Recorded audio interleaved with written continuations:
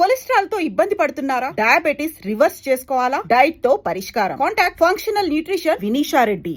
ఆ కన్నతల్లి కన్నీటి రోదన చూస్తే గుండెలు తరుక్కుపోతున్నాయి.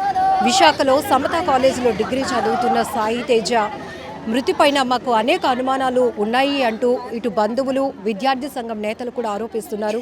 అందులో ఆ కాలేజీకి సంబంధించినటువంటి లేడీ లెక్చరర్ల వేధింపుల వల్లే తన కొడుకు ప్రాణాలు తీసుకున్నాడు బలవంతంగా అంటూ ఆ తల్లి గుండెలు అవిసిలా రోధిస్తోంది.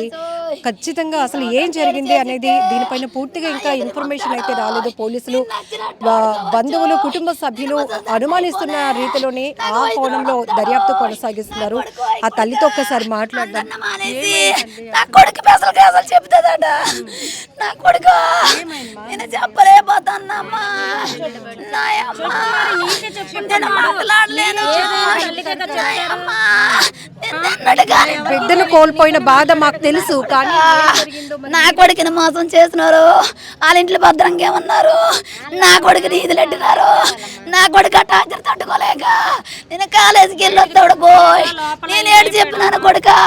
నేను వెళ్ళొచ్చేటప్పుడు నాయన ఇద్దరు మేడమ్మలు ఉంటారు. మేడం పేరు గుర్తు రావడం లేదు. ఒక మేడం బేగం మేడం అంట. అమ్మని పిలిపించుకుంటుంది ఎవరికి డౌట్ రాకుండా ఉండాలని. ఆవిడకి పెళ్ళి అయిపోయింది. ఇద్దరు పిల్లలు. పిల్లల చేత కూడా మాట్లాడిపించి మీ అమ్మ నిన్ను ఎలాగ పెంచిందిరా వాళ్ళకి కూడా అలాగే చెప్పని చెప్పించింది ఫస్ట్లోను.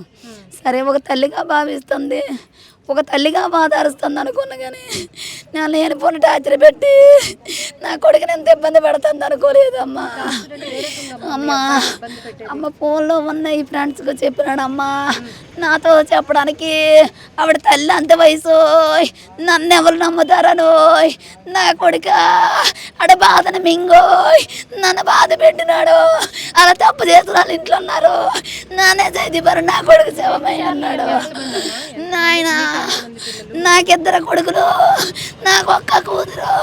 నా పెద్ద కొడుకు అమ్మ నీ అమ్మ 21 సంవత్సరం వచ్చింది. నా కొడుక మిమ్మల్ని చదివించుకోవడానికి నా కొడుక పడరాని పాటలు పడ్డాము. నా కొడుక తల్లి ఏం న్యాయం కోరుతున్నారు? మీరు ఇంత దుఃఖంలో ఉన్నారు, మాకు అర్థమైంది. మీ కడుపు కోత అయితే ఎవరు చేస్తారమ్మా? వాళ్ళ ఇంట్లో ఉన్న వాళ్ళు బయటికి రప్పించండి. నా కొడుకు న్యాయం చెయ్యండి. నా కాలేజీ తరపున న్యాయం కావాలి. నా కొడుకులాగే పిల్లడికి మోసం జరగకుండా కాపాడండి. నాకు కావాల్సిన న్యాయం అది. అమ్మా ఇది ఒక తల్లి గుండె కోత కాదు. ఎదుగొచ్చిన ఏ పిల్లలు ఇలా అర్ధాంతరంగా తనువు చాలించిన మనలాంటి వాళ్ళందరం కూడా బాధపడాల్సిన. ఏం జరిగింది మీకు తెలిసిన మీరేమవుతారు? మేము ఏం జరిగింది అనేది మాకు తెలియదు. నిన్న కాలేజీ పిల్లలు వచ్చి చెప్తే మేము అలా షాక్ అయిపోయాము. ఇలా జరిగిందని అంతే ముందు వీళ్ళకి చెప్పాడంట. అమ్మ టీచర్ నన్నే టార్గెట్ చేసి నేను ఏది రాసినా చింపి పడేస్తుంది. నువ్వు బాగా రాయట్లేదు, నువ్వు కాలేజీకి వచ్చి రా, నీకు స్పెషల్గా చెప్తాను అనేసి అంటుందట. నీకు చెప్తాను బాగా, నువ్వు ఇది బాగా రాయట్లేదు అని చింపి పడేస్తుందట. ఏది రాసినా చింపి పడేస్తే నేను మొన్న రికార్డులు రాశాడంట. రాసి పట్టుకెళ్ళాడంట. ఎల్లం మానేశాడంట. టార్చర్ పెడుతుంది కానీ ఇండియా టార్గెట్ చేసి 4-5 సార్లు రాసిన పేపర్లు కూడా చింపి పడేసింది. రాసిన చింపి పడేసింది. ఒకే రైటింగ్ ఉండాలట. ఒకే రైటింగ్ ఏ పిల్లలు అక్కడ రాయలేదు. ఇద్దరు చేత రాపించుకున్నారు. ఎవరు మేము ఒకళ్ళు ఎగ్జామ్స్ టైంలోనే అసలు ఎగ్జామ్స్ అసలు ప్రాక్టికల్ అమ్మ. ప్రతి ఒక్క పిల్లలు ఇద్దరేసి రైటింగ్తో రాయించుకున్నారు. ఇప్పుడు కాలేజీలో ఇంతమందికి లెసన్స్ చెప్పే ఆవిడ బాబుని మాత్రం ఎందుకు టార్గెట్ చేస్తుంది? ఇంతమందికి లెసన్లు చెప్పిన మేడము వీళ్ళందరికీ సైన్ చేయించేసి ఒక 4-5 పిల్లలు ఉంచేసింది. తను ఒక్కడనే ఉంచిస్తే రేపు వాళ్ళ పేరెంట్స్ వచ్చినా ఎవరు వచ్చినా మన తప్పుకు దొరికిపోతామని చెప్పేసి వాళ్ళు ఉంచేసి ఆ పిల్లడితో పాటు ఈయన్ని ముందు నుంచి వాళ్ళు కూడా ఉంచేసి నన్ను ఏమన్నాడు, అమ్మ మొన్న వెళ్ళాను మేడం మీటింగ్ అంట, ఫోన్ చేస్తే వాళ్ళు ఎత్తలేదు. నేను మెసేజ్ పెడితే చూసినారు కానీ నాకు రిప్లై ఇవ్వలేదు. నేను మళ్ళీ ఫోన్ చేసినాను. మేడం ఎదురుగుండా నెట్ సెంటర్లోనూ మా డాడీ నేను ఇక్కడ ఉన్నాము. చాలాసేపు అయిపోయింది మేడం, నాకు ఒంట్లో బాగోలేదని కొడుకోయ్, నా కిడ్నీలో రాళ్ళున్నాయని అబద్ధం చెప్పుకొని ఇంటికాడ ఉండి పండు. ఆవిడ టార్చర్ భరించలేక నా కొడుక అమ్మా నీకు చెప్పలేనే నా అమ్మ, నీవు ఈ మాట వెళ్ళి చెప్పి అమ్మా అక్కడ కూర్చోలేడని చెప్పి అమ్మోయ్ నేను వెళ్తున్నాను చదవను ఎవరమ్మా అని చెప్పినాడు. కానీ ఆ మేడం నన్ను ఎంత ఇబ్బంది పెడుతుంది. ఆవిడ ఇబ్బంది పెడుతుందనే విషయం కాలేజ్ ప్రిన్సిపల్ కానీ ఎవరికైనా చెప్పారమ్మా బాబు? లేకపోతే మనం చెప్పిన టీచర్ల మీద యాక్షన్ ఉండదు అని చెప్పుకోలేకపోయారా? తను భయపడిపోయడం. తల్లి అంత వయసు కదా, తల్లిని ఆవిడ ఇలా చేస్తుందంటే ఎవరు నమ్ముతారో నమ్మరో, నన్నే తప్పు పడతారేమో అని చెప్పేసి వాళ్ళ ఫ్రెండ్స్కో ముగ్గురుకో నలుగురు చెప్పారు. నిన్న టీచర్లకి స్టూడెంట్లకి చాటింగ్లు వాట్సాప్ లేటమ్మా, ఫోన్లు చేసేది, మాట్లాడేది, మాటికి ఫోన్లు చేసి అంటే చదువుకున్న టైంలోనూ కూడా అన్ని ఇబ్బంది పెట్టింది. ఆవిడ నిన్న కూడా అన్నది, నేను నిన్న ఫోన్ చేశాను దేశకి, నాకు రెస్పాండ్ అవ్వలేదు, నాకు చిరాకు కొగులిసానని మాతోటి. అమ్మ ఆవిడ మాటలు మీరు బోల్తా పడిపోకండి అమ్మా, ఆవిడ మాటలు అలాగే ఆడుతుందమ్మా. చాలా మంది పేరెంట్స్ వస్తే పేరెంట్స్ ముందే పిల్లలకు కొట్టించిందమ్మా ఆవిడే.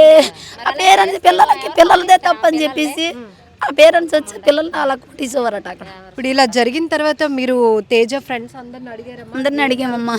ఆ ఫ్రెండ్స్ అందరూ వచ్చారు, ఫ్రెండ్స్ అందరూ సహకరిస్తాండ్రమ్మా. వాళ్ళ పిల్లల్లో ఎటువంటి పొరపాటు. మీతో అమ్మగా అంటే ఒక టీచరు నన్ను ఇలా వేధిస్తుందన్న విషయం చెప్పినా మీరు నమ్మరేమో అని చెప్పుకోలేకపోయాడు. ఫ్రెండ్స్కి చెప్పారు, ఒక ఇద్దరు ముగ్గురు ఫ్రెండ్స్కి చెప్పాడు. రేపు ఇలాగ అయిపోతానికి ఈ రోజులాగా వాళ్ళ తమ్ముడికి చెప్పాడు. ఈ అబ్బాయి ప్రతిదానికి ఇలా భయపడిపోతాడు, అలాగేం అవ్వదు, ఈ 2-3 నెలలు అయిపోతుంది, నీ చదువు అయిపోద్ది, ఆవిడ మనల్ని లేట్ చేస్తుంది, నువ్వు ధైర్యంగా చదువుకొని చెప్పాడు. ధైర్యం చెప్తే తేజ సిద్ధు నీకు ఎలా నేను చెప్తే నీకు అర్థం అవుతుంది, నీకు విడదీసి నేను చెప్పలేనని అడిగాడు. సరేలేరా నువ్వు చదువుకొని నువ్వు ఎక్కువ బుర్ర ఖరాబు చేసుకోకు అని చెప్పినావు, కానీ ఇంత మోసం జరుగుతుందని నేను కానుకోగలను. చాలా బాగా చదువుతాడమ్మా, ఎవరితో మాట్లాడమ్మా, నా బంగారు కొడుకు. కొంచెం అమాయకు, అది పెద్దగా తెలివైనడు వచ్చి వాళ్ళు మడతెట్టిసిపోను, అందుకే వాళ్ళు మడతెట్టలేక మేము కోల్పోయాం మా బాబుని. అది వాళ్ళ ఫ్రెండ్స్ నన్ను చెప్పారమ్మా, వాళ్ళ ఫ్రెండ్స్కి చెప్పాడట. చెప్తే వాళ్ళు ఆ ఫ్రెండ్స్ ఆ పక్కన ఉంటారు కదా, అందరిని తీసుకొస్తాను ఏంట్రా, నీకు వాళ్ళతో పని ఏంటి, నువ్వు ఒక్కడో రావాలి కదా. పుట్టినరోజుకి వెళ్ళారమ్మా, ఆ పిల్లలకు పుట్టినరోజు అయితే వాళ్ళిద్దరు ఆ తమ్ముడు అక్కని పిలుస్తారు, వాళ్ళిద్దరు నన్ను చెల్లి తమ్ముడు అని పిలుస్తాడు. వాళ్ళ పుట్టినరోజుకి వెళ్తే వాళ్ళ పుట్టినరోజు నువ్వెందుకు వెళ్ళావు, ఇప్పుడు తల్లిని ఆ పిల్లడికి నేను భయం చెప్పుకోవాలి, నువ్వు వాళ్ళతో ఎందుకు మాట్లాడుతున్నావని చాలామంది ఆడపిల్లలతో మాట్లాడినవు చేసేసింది. నేను చేయని తప్పుకి ఈ మేడం నన్ను ఎందుకు అంటుందని ఆ పిల్లలు కూడా మాట్లాడినవు నడుస్తుందమ్మా. ఈ ఫ్రెండ్స్ మాట్లాడకుంటుందని నాకు 10 రోజులు ముంగట చెప్పినాడు. ఓన్లీ వాళ్ళతో మాట్లాడకపోతే ఇప్పుడు ఏం కొంపలు మునిగిపోతాయి అని అనుకో. అలా ఎవరు ఊహించలేం కదా, ఒక టీచరు అమ్మలాగా ఏదో భావిస్తుంది అనుకున్నాను నేను. ఆవిడ కూడా అమ్మలాగే నటించింది, అమ్మని పిలిపించుకుంటుంది. ఇటు క్లాస్లో అడిగట్టుకున్నా ఆవిడ వచ్చిన వెంటనే తేజాల అమ్మ వచ్చింది అంతే. వాళ్ళు లోన ఆటి నరకం అనిపిస్తాడు, బయటికి నైపోడు. నా కొడుకు ఈ కొడుక నన్ను ఎంత మోసం చేసినాడు కొడుక, ఏం చెప్పనమ్మా. కానీ దారుణమైన ఘటన. ఎందుకంటే ఇంకా ఎంత చెప్పినా ఇది వాస్తవం ఏంటో తెలియదు. కానీ ప్రస్తుతానికైతే బంధువులు, కుటుంబ సభ్యులు, వాట్సాప్ చాటింగ్, ఆ బేగం అనే టీచర్, మరొక లెక్చరర్, ఇద్దరు వేధింపుల వల్ల తన కొడుకు బలవంతంగా ప్రాణాలు తీసుకున్నాడు. నాకు కడుపు కోత మిగిల్చాడు, నా కొడుకుని ఎవరు తీసుకొస్తారు, నాకు జరిగిన అన్యాయానికి ఏది న్యాయం ఎక్కడ జరుగుతుంది అంటూ ఆ తల్లి గుండెలు అవిసేలా నిన్నటి నుంచి రోధిస్తూనే ఉంది. ప్రస్తుతం మన మార్చిడి దగ్గర పరిస్థితి చూస్తే చాలా బాధాకరమైనటువంటి పరిస్థితులు ఇక్కడ కనపడుతున్నాయి. ఇప్పటికే ఎంబీపీ పోలీసులు కూడా ఆ కోణంలో బంధువులు ఇచ్చినటువంటి కంప్లైంట్ని బేస్ చేసుకొని దర్యాప్తు వేగవంతం చేస్తున్నారు. ఎందుకంటే ఇక్కడ గురువు అనేది ఒక సముచితమైన స్థానం, ఒక గౌరవమైనటువంటి స్థానం. అలాంటిది భయపడిపోతారు, మమ్మల్ని కూడా ఎగ్జామ్స్ ఫెయిల్ చేసేద్దారే ఆ పిల్లలు అడుగుపోతారు. అలా నిన్న ఎంత బాధపడ్డారు, ఈ రోజు భయపడిపోతారు. ఆల్రెడీ మీడియాతో మాట్లాడారు, ఎటువంటి మాకు ఇదైనా సరే మీరే మాకు రెస్పాండ్ అవ్వాలని కూడా పిల్లలు చెప్పారు.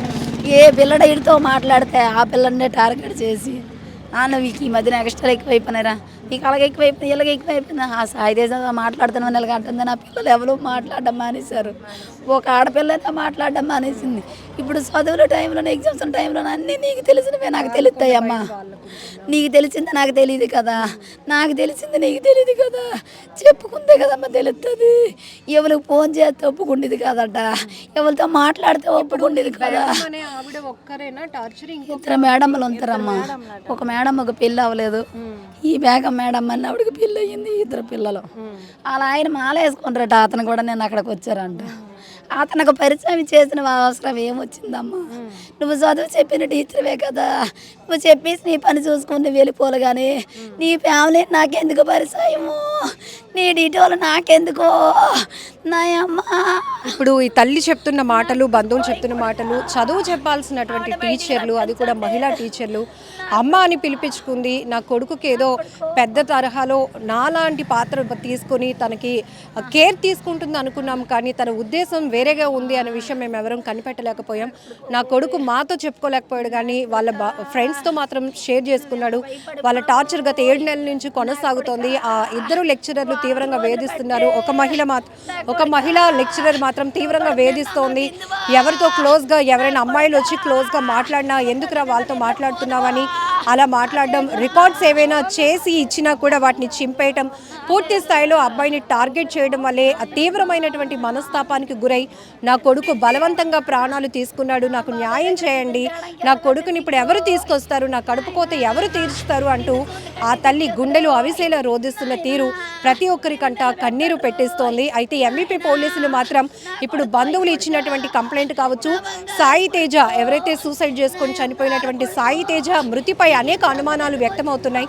ఆ నేపథ్యంలోనే ఫ్రెండ్స్ ఇచ్చినటువంటి కొంత ఇన్ఫర్మేషన్ బేస్ చేసుకొని కూడా పోలీసులు వేగవంతంగా దర్యాప్తు కొనసాగిస్తున్నారు.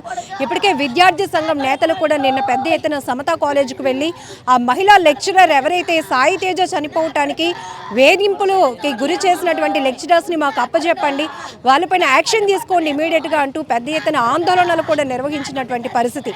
ఏది ఏమైనా పూర్తి స్థాయిలో వేగవంతంగా దర్యాప్తు కొనసాగించి సాయి తేజ తమ బిడ్డ అనుమానాస్పద మృతిపై ఉన్నటువంటి ఏవైతే అనుమానాలు ఉన్నాయో పూర్తి స్థాయిలో నివృత్తి చేసి ఎవరైతే కారకులు ఉన్నారో వాళ్ళని కఠినంగా శిక్షించాలంటూ కూడా ఈ తల్లి కన్నీటితో వేడుకుంటోంది.